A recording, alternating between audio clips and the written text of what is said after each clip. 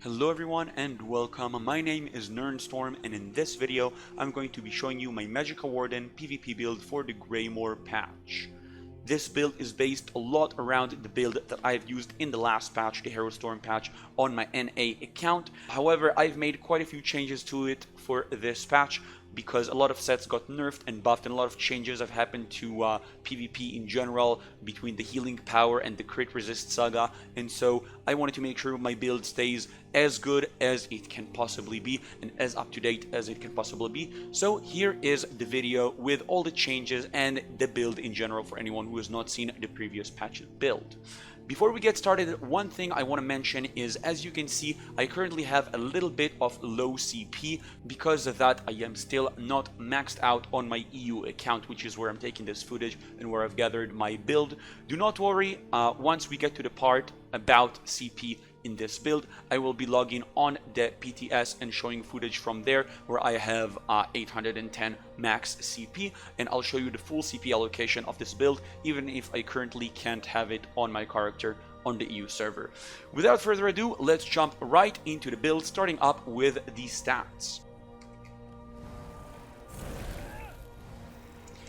So starting up, even when we are not fully buffed, you can already see that our max pools are very high, with 45k max Magicka, 29k max health, and 17k max stamina. In fact, our max Magicka goes up even to 50k when we are fully buffed.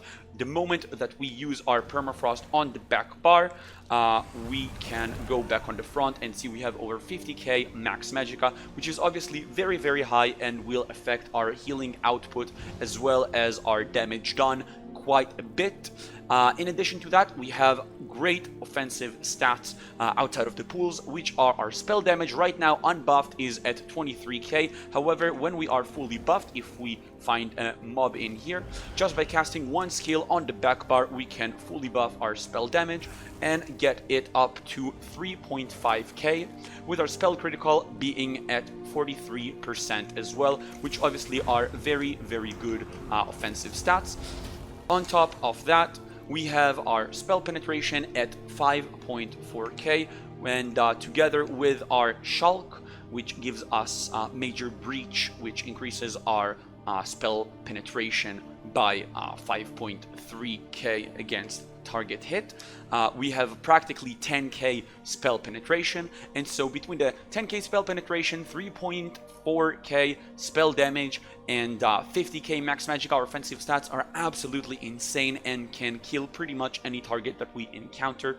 Going over to the recoveries, you can see that we have simply the highest Magicka recovery I have had on any build in a very long time. We have almost 1700 Magicka recovery, which will allow us to recast our damage and healing abilities non-stop, which is very important this patch, because obviously Warden Burst is a little bit anticipated and it's not the easiest to land your shulks on enemies, so being able to sustain for a long amount of time in a fight is very relevant. And obviously with the healing changes this patch, you will have to recast your heals quite a few times, and so having a higher Magicka recovery is pretty good, and our health recovery being fairly high as well will also help us survive with these slightly more difficult times in PvP survivability wise. Going over to our resistances, if we just buff up again, we have 25k spell resistance and 21k physical resistance, which is not crazy strong, but considering as we're using light armor is pretty decent, and with our critical resist at 2.8k, we have quite the decent resist package for a light armor build. And the great thing about this build is that on top of these resistances, we have additional sources of mitigation as well as quite a lot of healing power, which combined together will help us survive really well, despite this patch being a lot more hostile and a lot more difficult to survive on pretty much any class you play. Next up, let's go and discuss the sets we are using in this build. So this patch we are using two sets we have been using in the past and two sets that we have not used on this build in quite some time. And let's get started by discussing the ones we are already familiar with. So starting with Necropotence, I'm using 5 pieces of this set on the body. This is just a great light armor set that helps you keep your max Magicka very, very high for as long as you can have a pet activator for this, and thanks to Betty Nesh that Bretons have and costs absolutely nothing to cast, we can just hit one button every 25 seconds and that will result in having the 5-piece bonus on Necropotence active at pretty much all times. Just a really, really good set, recommended to use on any class that have such an easy pet activation. Next we are using Ice Furnace on the jewelry pieces as well as the front bar lightning staff. Ice Furnace is something I've used since the previous patch and I am absolutely loving it. Ever since the set was buffed a while ago, it's an absolutely great damage set. As long as we can keep proccing ice damage, which obviously on our Warden is very, very easy to do, and we have multiple skills that cause it all the time. We can keep proccing circles of flame that hitting multiple enemies every single second and deal quite a bit of damage. Just a really great set that helps you pressure your opponents more and deal even better burst when you're going offensive. In addition to these two sets, we're using two sets we haven't used before, one of which is our Monster Helm Malubeth. Last patch I've used Bloodspawn, sadly due to the very, very massive nerfs they have done to Bloodspawn. I don't feel like this set is worth running anymore. In this patch we are running Malubeth instead. What Malubeth does that we really, really like in this build is it gives you major vitality in addition to having a heal over time, a beam which is practically a heal over time between you and an enemy that it hits. And the great concept about Malubeth is, since on this build, like I will show in a moment when we discuss skills, we have two heal over times that we have active pretty much always. Together with Malubeth we have basically 3 heal over times that get affected by the major vitality as soon as it procs. And so the moment Malubeth procs, we have 3 heals over times healing us for massive amounts of health every single second, which will help us survive really, really well in this patch. As healing has been nerfed this patch for pretty much everyone in Cyrodiil or any PvP activity, having Malubeth on for as long as we can, stay close to our enemies and keep the beam active on cooldown basically, Malubeth is going to be absolutely incredible. When Malubeth is active between you and the enemy until the beam is broken or the time runs out, basically will not be feeling the pressure of most enemies. If you have a few dots on you or you're sending in some AoEs, you are not going to be feeling the pressure from that. Sure, if an enemy uses some ultimate abilities on you, you can still take a lot of damage, but the regular amount of pressure from their non-burst skills, which is something that is very common this patch, people are just stacking dots and trying to force enemies into having to constantly heal themselves and run out of resources. It is a very common approach to offense in this patch. Malubeth helps you mitigate that and helps you stay on the offensive for a lot longer than you would be able to if you didn't have the set active. And last, on the back bar, we are using the Master's Ice Staff. In the last patch, I have used 2 pieces of Petantates on the back bar with the Petantates Ice Staff. However, I decided, because Master's Staff was buffed, I decided to use it on a back bar instead. You can still use Petantates if you prefer to go with a bit more survivability instead of damage output, but I really, really like what they've done with the Master's Staff. Basically, when you use Destructive Touch on the back bar, you get 600 spell damage for basically all of your abilities. That affects your heals, that affects your damage on the front bar if you bar swap, that affects everything. It's 600 spell damage that goes directly into your stat. And the great thing about it is you don't even have to use Destructive Touch as your spammable on the front bar, which I would assume a lot of people will be doing this patch, because you can just use it on the back bar, which is what we're doing in this build. Instead of having Master Staff on the front bar, we are using it on the back bar, and we have a Destructive Touch on the back bar, which we'll get to in just a moment. And it allows us to cast our Shulk on the front bar, swap back, cast our Destructive Touch, swap back to the front, and go ham, and the extra damage and healing power we get from the Master's Ice Staff will last on the front bar even though we procced it on the back bar, so we can afford to have better spammables than in the past where you had to use Clench to get extra damage from Master Staff as your spammable. Now you can use it on the back bar, not as your spammable, but as a buff ability that increases your damage done. Swap to the front bar and go ham with better skills, which will result in a lot of damage output, which is very, very effective in my opinion. I'm going to go over all my pieces very, very quickly here so that you can see exactly the trait and enchantment for everything I have on.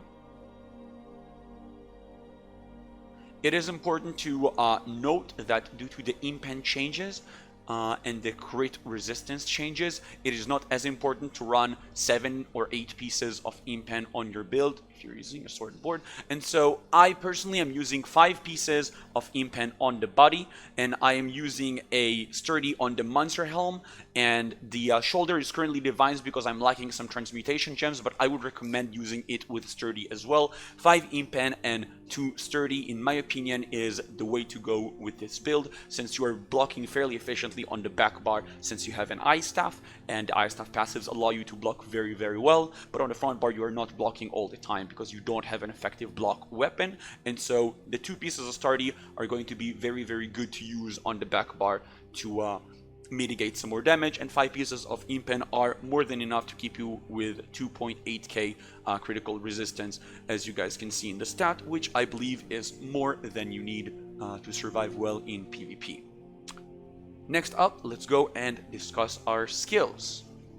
Starting up with our front bar, we are using Arctic Blast first of all. This is just a fantastic skill. It has so many different things to it, so let's just go over them very, very quickly here. It CCs your enemies when you hit them multiple times with the AoE effect.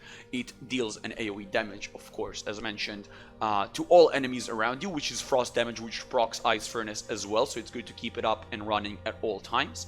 In addition, it gives you a burst heal that scales off of your max health, which with our almost 30k health is very, very powerful when we are buffed up. And it also gives you a heal over time, which will work very well with our Malubeth proc to heal us even more. Next up, we are using Deep Fissure. This is just the bread and butter of Wardens, whether Magicka or Stamina. It is a fantastic burst skill. You cast it a few seconds before you want your big burst to land, and it deals a massive amount of damage in an AoE to all enemies in front of you, and also applies Major Breach to all of them, which reduces their resistances, which is the same thing as increasing your penetration, basically. What we do in this build is we use our Dip Fissure on the front bar, swap to the back bar, use our Destructive Touch to activate our Master's Weapon, going back into the front and then going offensive. And due to the 3 seconds delay on Dip Fissure, you are able to increase the power of Dip Fissure using the Master effect that carries over from the back bar, which makes your Shulk even stronger. Next up, we are using Bird of Prey. It is a great skill to have slotted on your bar because it gives you extra damage through the Minor Berserk just for passively being slotted, as well as extra damage just from the Animal Companion's passives. And in addition, when you cast it, it gives you Major Expedition for 6 seconds, which can allow you to chase your enemies down and make sure that they take your full amount of damage from all your abilities. Next up, we are using Force Pulse. This is our spammable. Basically, with using the Master Staff on the back bar and the Clench on the back bar, as a result, we can afford to have a better spammable on the front bar rather than just being defaulted down to Clench. So we are using Force Pulse instead. It is a much, much better damage skill. It deals 3 pulses of damage to your target and nearby enemies with all types of elemental damage, which includes frost damage, which once again procs our Ice Furnace set as well and helps us deal quite a bit of damage. So every second you're casting Force Pulse on the enemy, it will proc your flame damage, frost damage, and shock damage from the Force Pulse itself, as well as extra flame damage from Ice Furnace, as well as it can also proc your enchantment of your weapon. And so quite a bit of damage with just one cast, which you can combine, of course, with your delayed Shulk, etc., etc. Very powerful spammable in my opinion. Next up, we've got Inner Light. We don't ever really cast this skill, but it is great to have it on our front bar because it both increases our max Magicka from the skill itself, as well as gives us Major Prophecy. And on top of that, through the Mages Guild passives, it also gives us 2% max Magicka and Magicka recovery while we are on the front bar, just for having it slotted. And the same applies to our first ultimate, Shooting Star, which we are not actively using many times. We usually use our back bar ultimate. However, Shooting Star is great to have on the front bar just because it gives us, again, the same passive in here, which together between our Mage Light and our Shooting Star, we have 4% max Magicka and 4% Magicka regen increase while we are on the front bar, which obviously helps us a lot with this build. Then going over to the back bar, we are using Dampen Magic. Initially I wasn't using this skill, and I don't think it is quite as good to use as a lot of other skills. I would even recommend trying to swap it over to your Winter's Embrace skill called Shimmering Shield to get your ultimate built up faster. The main reason that I'm using this skill is the fact that all healing has been nerfed quite a bit in PvP, but shields were not nerfed. And so classes like Magicka Sorcerer have a much easier time than other classes surviving because of their great damage shields, and we can benefit from that as well on our Warden using Dampen Magic. While you don't get an absolutely massive damage shield, and I don't even have CP points that strengthen this shield very much, I do think that it is good to use it every now and then, if you prefer to use it over Shimmering Shield, that is, because that it just gives you a little bit of breathing space. When you have your HOTS active, you cast Dampen Magic, and you have a few seconds to go on your front bar because your HOTS will heal you while the shield will prevent incoming damage, and you can go offensive for a little bit longer than you would otherwise be able to. Next up, we have Blue Betty. Obviously a fantastic skill, gives you your major sorcery that you need on any Magicka build, gives you a lot of Magicka regen, and cleanses enemy effects off of you. All of that in addition to proccing your Necropotence 5-piece bonus. Absolutely a great skill, 100% must use. Next up, we are using Living Trellis. This is your second heal over time in addition to Arctic Blast. This skill basically allows you to heal up every single second in which you take damage, and when you recast the skill after a few seconds it's been running on you, it also gives you a burst heal. Just a really good skill to keep you alive and going. It's great to have Living Trellis on at the same time as Dampen Magic because it allows you to regain your health whenever enemies attack you. Your health won't go down because your shield is going down instead, and meanwhile Living Trellis will give you health back. So when you are a little bit low health and have Living Trellis running on you, you can just run Dampen Magic and believe that Living Trellis will heal you all the way up while your Dampen Magic goes down. Next, we are using Frost Clench. This is, of course, to proc our Master Staff on the back bar. Since our CC is not super reliable, Arctic Blast, of course, because you need to hit the enemy 3 times with a 6-meter, very short-lasting skill that only lasts for, it only takes for 5 seconds. And so you really want to hit enemies 3 times out of 5 seconds, which is not super reliable and not super easy, especially if they're very mobile. So to help you out with that, you can use Frost Clench on the back bar, which immobilizes your enemies, allowing you to get closer to them and CCing them with your Arctic Blast. And in addition, deals a bit of damage and procs your Master Staff, which will increase your damage done and your healing done by 600 spell damage. Last active ability is Ice Fortress. It gives you your major resolve, which increases your resistances, which is obviously super important to use on any build in PvP. And in addition, it gives you minor protection, which reduces your damage taken by 8% for as long as this buff lasts. So obviously a very good skill to use that I would absolutely recommend to run on your builds. And last, our ultimate on the back bar, which is the ultimate we use a lot, because as I mentioned, on the front bar we don't tend to use our ultimate. Northern Storm, absolutely incredible ultimate. Deals a lot of AoE frost damage around you for a whole 8 seconds, which obviously procs Ice Furnace every single second as well. Reduces enemies' movement speed and increases your max Magicka by 15% for 30 seconds, which means 30 seconds after activating this skill, you will have your 50k max Magicka on your build, which is absolutely fantastic. And in addition to all of that, it gives you major protection, which reduces your damage taken by 30%. So between the major protection, the minor protection from Ice Fortress, and our resistances and very good healing power, we're able to survive fairly well. And between our Shulks and all our offensive sets and our Master's Frost Clench on the back bar with our Force Pulse on the front bar as our spam bull, we have a very, very strong offensive burst kit as well. So that is about it for the skills. Last thing I will mention is that on your Destruction Staff skill line, you should not enable your Tri-Focus passive.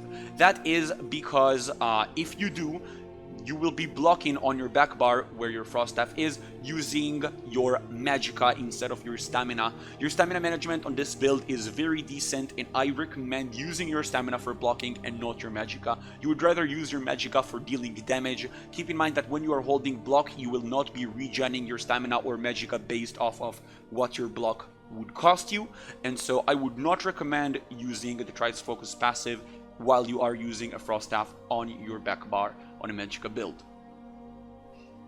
Next, I'm going to just go over some other relevant pieces of information. So starting up with our race, we are using the Breton for this build. I think Breton is just fantastic, mainly because of the 7% Magicka cost reduction for all your Magicka abilities. Absolutely fantastic, allows you to sustain so very well, and on top of that you get extra max Magicka and you get extra Magicka recovery and spell resistance. Just a really, really great race to use. You could also use High Elf or Dark Elf or Argonian if you like, but I personally think Breton is by far the best race to use on this build and my personal choice. For our Mundus, we are currently using the Mage Mundus to increase our maximum Magicka, because obviously stacking our max Magicka is something we're doing really, really well in this build. For our food, we are using Bewitched Sugar Skulls. This is the main food we use in this build. It gives us our max health, Magicka, and stamina increased by quite a bit, and in addition it gives us some extra health recovery, which is not bad at all to have in this patch, considering as we are not currently playing as a vampire. I think Vamprism would work on very, very specific builds this patch, not on just any build, and so we do not play like that. And the potion that we are using on this build is the Tri-Stat potion. Just gives us health, Magicka, and stamina. Nothing special, nothing fancy. Very reliable potion that helps you deal with nearly any scenario you end up running into. Next up, we're going to go and look at our champion points. For this, we're going to swap over to the PTS.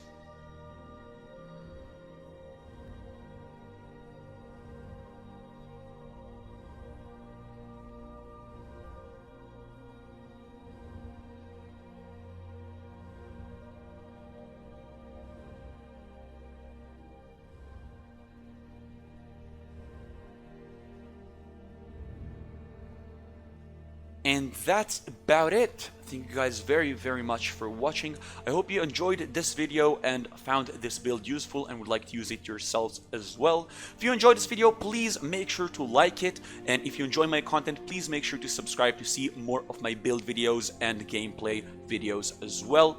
If you have any questions, please feel free to hit me up down in the comment section below. I will also be posting links to both my Discord and my Twitch channel, where I live stream PvP almost every single day and play this build quite a bit as well. Feel free to join both of these. You'd be more than welcomed on both my Discord and my Twitch channel. And if you have any questions and would like for me to respond live, feel free to ask any questions in there as well while I'm streaming. And once again, thank you very much for watching. I really appreciate the support I've been getting from you all. And next up, I'm going to show you some gameplay footage that was recorded live while I was streaming. Hope you enjoy it, and I'll see you all in the next video.